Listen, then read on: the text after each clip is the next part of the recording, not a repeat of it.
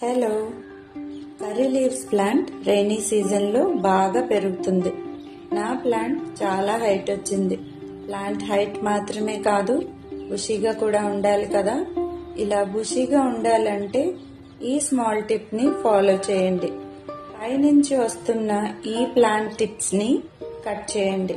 ఇలా చేయడం వల్ల సైడ్స్ నుంచి బ్రాంచెస్ తొందరగా వస్తాయి. మీ ప్లాంట్ థిక్ గా పెరుగుతుంది. ఇలా ఈ టిప్స్ ని వన్స్ ఇన్ 15 days పించ్ చేస్తూ ఉంటే చాలా తొందరగా న్యూ బ్రాంచెస్ వస్తాయి. మీ ప్లాంట్ బుషీగా అవుతుంది.